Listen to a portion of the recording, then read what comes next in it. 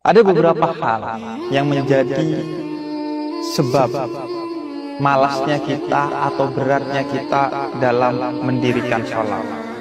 Yang pertama adalah karena kita tidak mengetahui betapa buruknya orang yang malas dalam sholat dan betapa besarnya ancaman Allah bagi orang-orang yang malas dalam sholat. Bukan yang tidak sholat. Kalau tidak sholat sudah selesai. Tapi orang yang malas sholat pun Allah begitu tegas dalam menekankan ke mereka betapa buruknya orang-orang yang malas dalam sholat.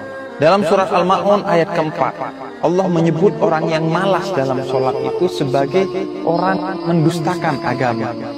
Artinya dia muslim tapi tidak mau menjalankan perintah utama dari Islam. Dalam surat An-Nisa 142, Allah menyebut orang-orang yang malas dalam sholat itu sebagai orang-orang yang munafik. Artinya dia mengaku muslim tapi tidak menjalankan perintah utama dengan baik dari keislaman. Dalam surat At-Taubah 54, bahkan Allah menyerupakan orang-orang yang malas dalam sholat sebagai orang yang menyerupai orang-orang kafir. Karena jarak pertama dan utama antara kita sebagai muslim dan kekafiran adalah pada sholat itu sendiri.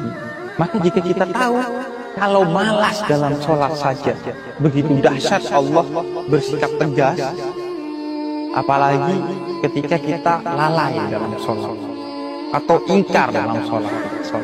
Yang kedua, seorang menjadi malas dalam sholat lantaran dia tidak mengetahui atau tidak menyadari manfaat sholat, baik secara lahir dan apalagi secara batin.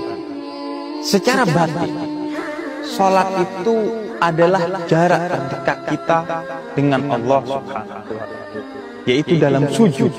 Kata Nabi adalah jarak terdekat kita dengan Allah. Kemudian juga secara batin, sholat itu adalah momen di mana kita bisa menenangkan batin kita. Karena sholat itu adalah pertemuan kita dengan Allah Subhanahu wa Ta'ala. Mi'rajul mukmin, mi'rajnya seorang mukmin itu dalam sholat.